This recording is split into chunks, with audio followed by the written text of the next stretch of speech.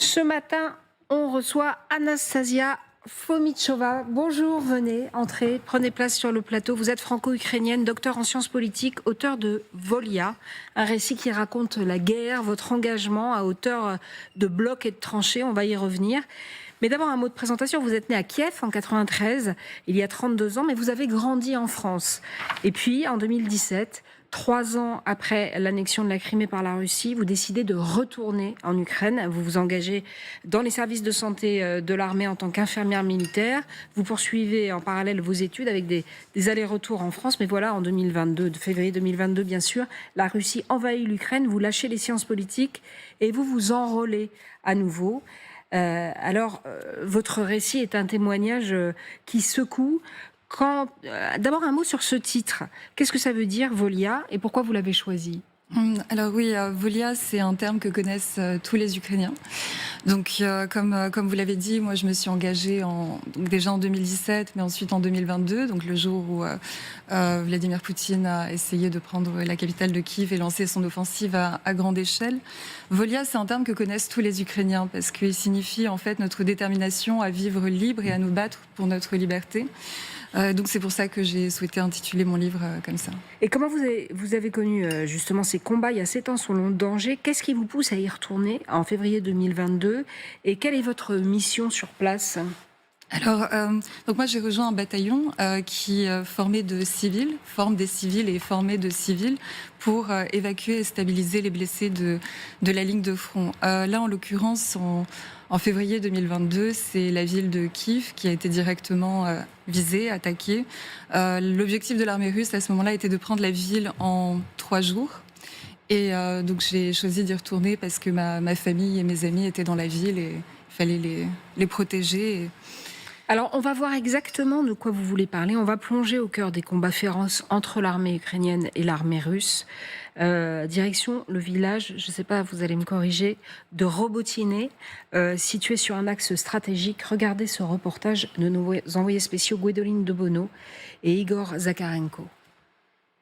En silence, des colonnes de soldats rejoignent les positions les plus éprouvantes du front sud. Progresser sur cet axe est capital pour les forces ukrainiennes, car cela leur permettrait d'isoler la Crimée. Ici, les groupes d'assaut n'ont d'autre choix que de progresser à pied, à découvert sur plusieurs kilomètres.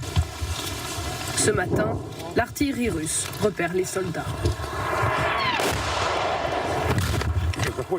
C'est proche. Je crois qu'ils nous ont vus.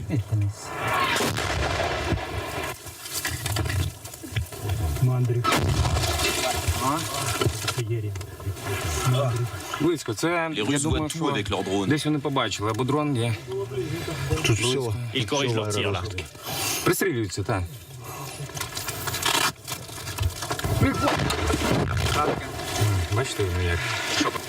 C'est une question de chance.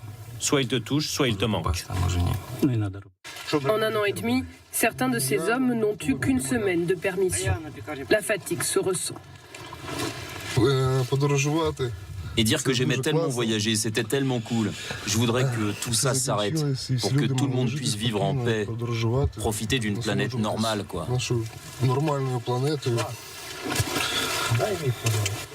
Ici, les victoires se comptent en mètres et les distances en vies humaines. Sans soutien aérien, une contre-offensive plus rapide est impossible. Dans le bocage, le marquage indique l'étroit chemin déminé. Un avion russe largue 2 câbles, des bombes de 500 kilos. Après les câbles, les drones kamikazes sont arrivés. Les Russes ont vu l'image et ils ont envoyé les drones kamikazes. On a 2 blessés. Mais je ne sais pas à quel point c'est grave. Les Russes s'acharnent à reprendre leurs tranchées perdues, dit un soldat. L'arrière-front n'est pas épargné. Guillaume ?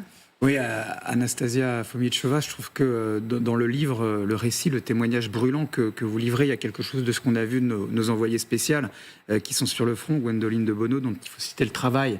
Elle le couvre, et elle couvre également la médecine de guerre dans l'un des documents qu'on a vus cette semaine sur LCI. On voit véritablement comment est-ce que vous-même, vous avez traité ces blessés. Si vous me permettez, j'aimerais simplement citer, parce que la plume que vous utilisez est vraiment à un très haut niveau littéraire, je voudrais vous citer, ça m'amènera à une question Nous avons à peine le temps de changer de gants parce que vous êtes infirmière militaire dans les services de santé. Vous avez fait des études d'infirmière parallèlement ? Non, j'ai été formée sur place. D'accord. À Kiev, c'est ça. En 2017, vous vous engagez dans les services de santé, puis finalement vous y retournez. Nous avons à peine le temps de changer de gants que le carrousel de civière reprend. Nous exécutons désormais des tâches comme des automates. Donc ce que vous faites, décharger le blessé, contrôler les hémorragies, planter les intraveineuses, en gros, sauver des vies. Au bout de quelques jours, la folie et l'horreur de la chair à vif, des membres arrachés qui nous parviennent comme des bouts de viande hachés, où nous pouvons absolument tout distinguer. Tout ce dont un être humain est composé, artères, tendons, os, nous amène presque à oublier la menace de l'arrivée des Russes. Anastasia Fomitchova, comment est-ce que vous faites pour faire face à tant d'horreur ?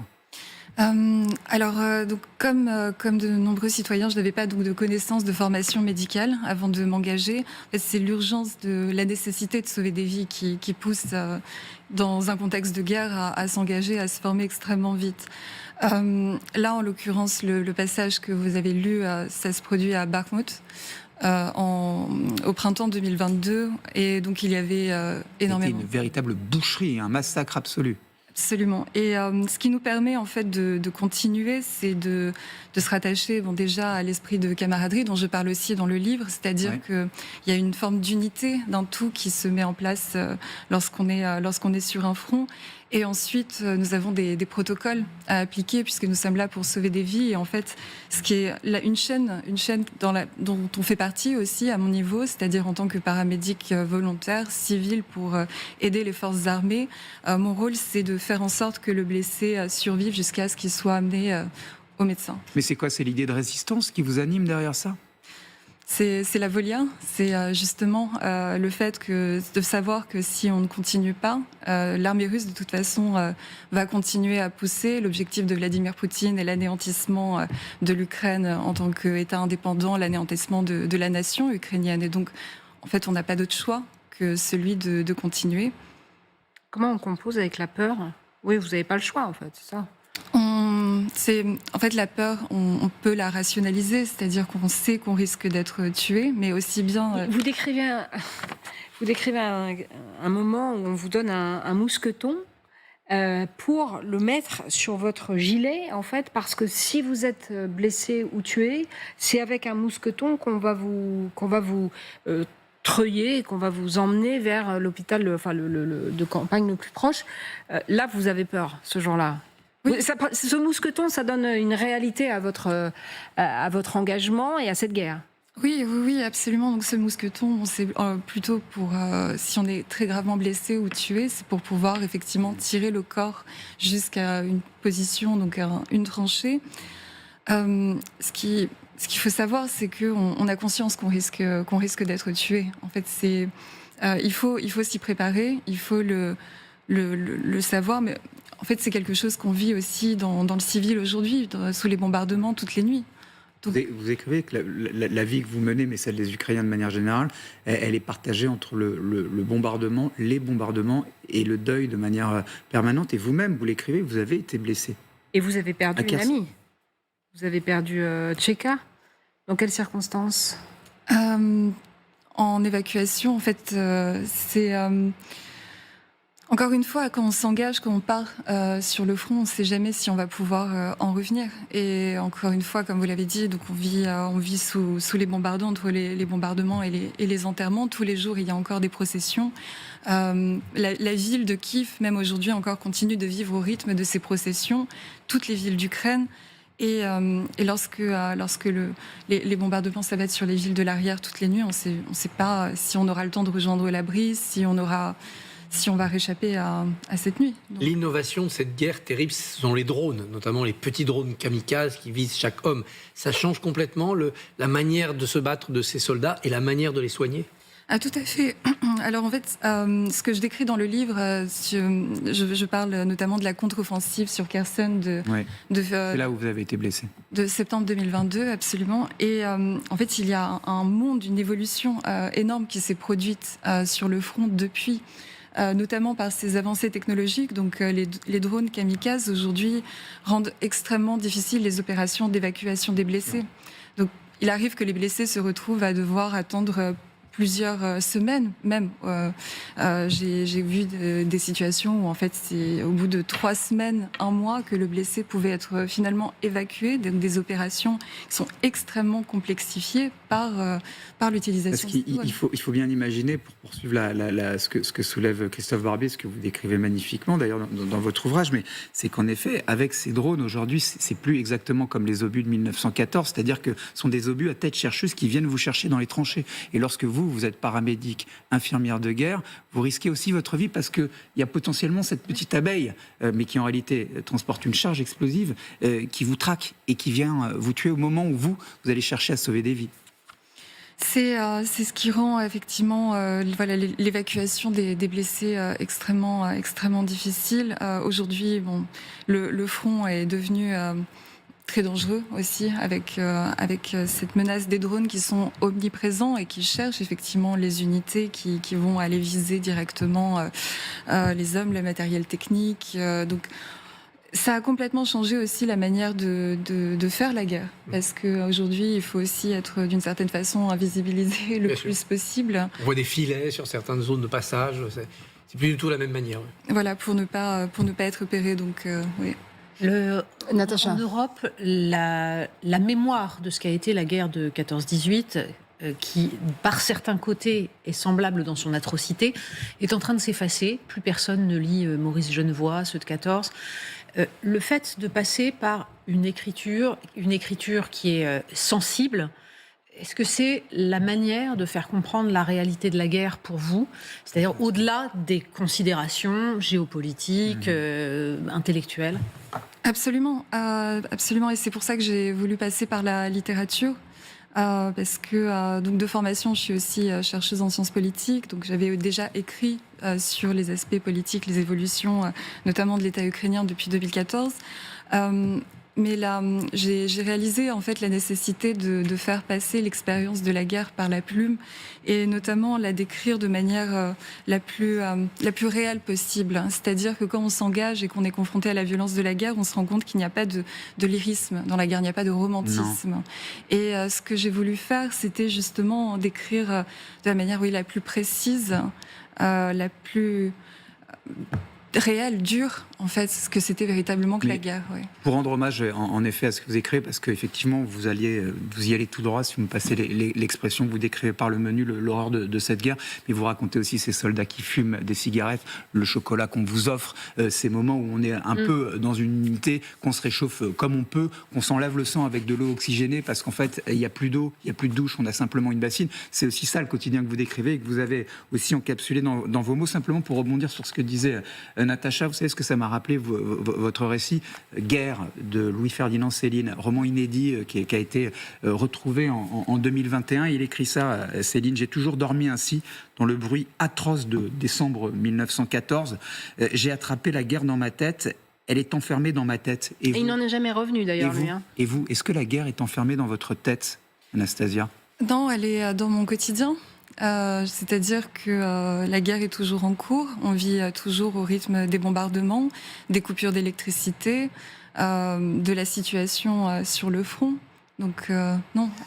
La semaine dernière, il y a le chef d'état-major des armées, le général Mandon, qui a fait une déclaration qui a été polémique en France, étonnamment, je trouve. Enfin, peut-être pas étonnamment d'ailleurs.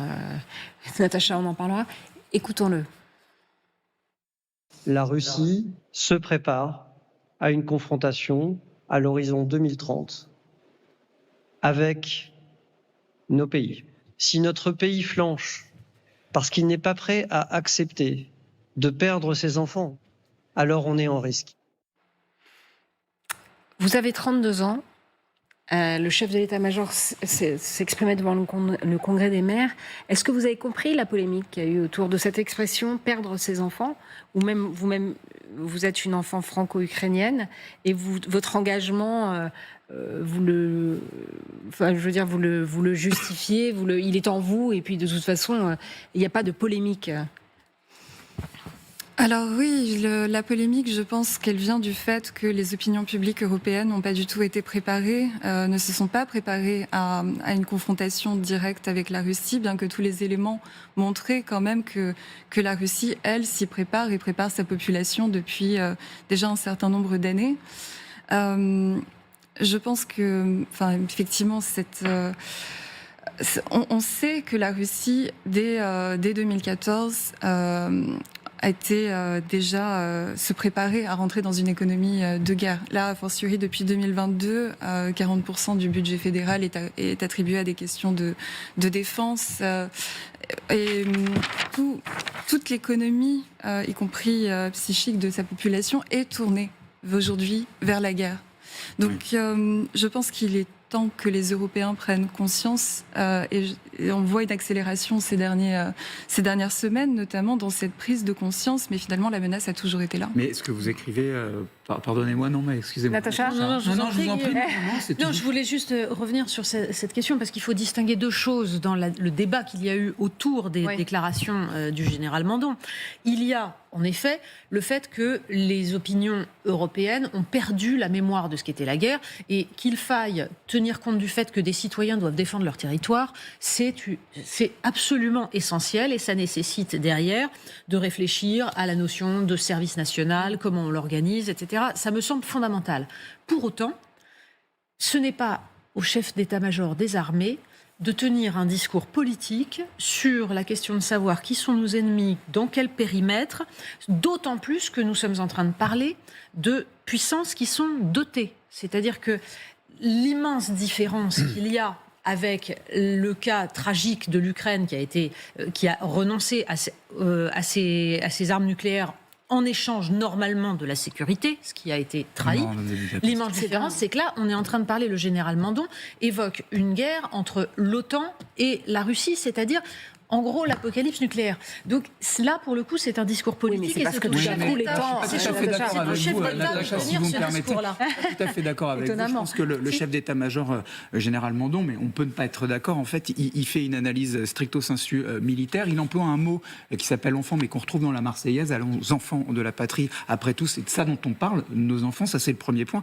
Et deuxième chose, ça n'a pas empêché l'Ukraine d'aller jusqu'à Koursk et d'envahir le territoire d'une puissance dotée. La Russie. Non, mais c'est bien le propre de cette guerre, c'est que la dissuasion nucléaire n'est plus un vaccin. Voilà. Si demain ils rentrent en Estonie dans cette petite partie du territoire qu'ils revendiquent, si après-demain ils mettent un pied en Lituanie, est-ce qu'on déclenchera l'arme nucléaire ? Voilà. Et c'est ça qui est en défi, c'est cette guerre asymétrique. Est-ce qu'à minima on déclenchera l'article 5 ? Mais petite question que je voulais vous poser, puisque finalement c'est la conclusion de votre livre et peut-être de notre conversation, qui n'est que provisoire puisque la guerre est en cours. Vous écrivez, et alors un jour viendra où chaque nation, chaque individu devra choisir à son tour plier et céder ou lutter pour ses droits et sa liberté. Et je sais que quand ce jour viendra, pour ceux d'entre nous qui seront encore là, nous nous tiendrons, vous Ukrainiens, à nos côtés, nous Français. Est-ce qu'on y va tout droit vers cette confrontation, selon vous, avec la Russie ? Je le pense. Je pense, comme vous l'avez dit également, que des opérations de déstabilisation seront très très rapidement, vont se produire très rapidement dans les pays baltes, par exemple. En tout cas, les pays baltes eux-mêmes prennent cette menace extrêmement au sérieux.